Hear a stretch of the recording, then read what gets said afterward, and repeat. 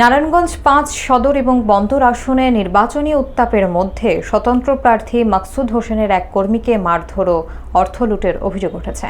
ভুক্তভোগীর অভিযোগে বলা হয়েছে, একই আসনের বিএনপি প্রার্থীর ঘনিষ্ঠ সহযোগীরা এ হামলায় জড়িত। ঘটনার পর আহত ব্যক্তিকে হাসপাতালে ভর্তি করা হয় এবং থানায় লিখিত অভিযোগ দেওয়া হয়েছে। অন্যদিকে পুলিশ জানিয়েছে, অভিযোগটি তদন্ত করে আইনানুগ ব্যবস্থা নেওয়া হবে। বিস্তারিত দেখুন নিজস্ব প্রতিবেদকের প্রতিবেদনে।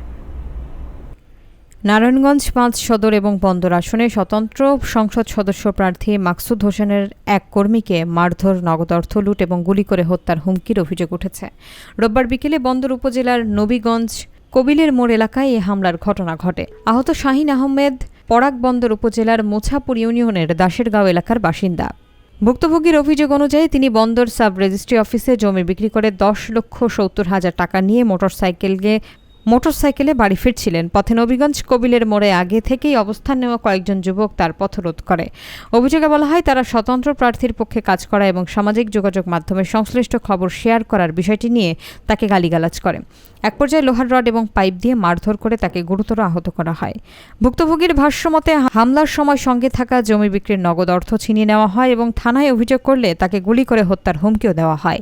পরে স্থানীয়রা তাকে উদ্ধার করে হাসপাতালে ভর্তি করেন এবং বন্দর থানায় লিখিত অভিযোগ দায়ের করা হয়।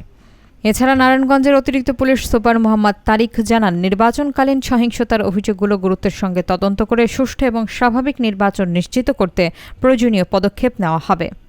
অন্যদিকে বন্দর থানার ভারপ্রাপ্ত কর্মকর্তা গোলাম মোক্তার আশরাফ জানান, ঘটনাটি মামলা হিসেবে গ্রহণ করা হয়েছে এবং তদন্ত সাপেক্ষে আইনগত ব্যবস্থা নেওয়া হবে। প্রশাসনের সবার কাছে, দেশবাসীর কাছে, সবার কাছে আমি এই বিচার চাই।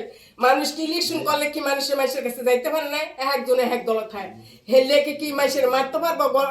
পিস্তল ঠেকাইতে পারে? চিন্তাই করতে পারে? 10,70,000 টাকা নিচ্ছে। গুলি করে দিব। যদি আমি তোর বাপের কাছে গেলে যদি কোনো কিছু হয় তো তোর গুলি করে মারিলাম। আর আমার নামে লিস্ট হয়েছে থানার মধ্যে, সবাই ধরাই নেওয়াইব।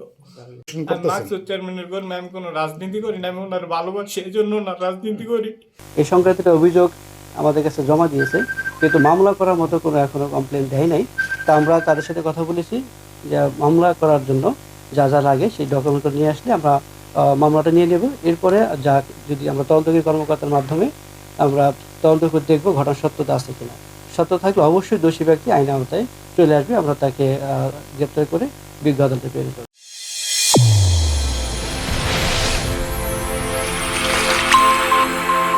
চ্যানেল A1 হৃদয়ের স্পন্দন।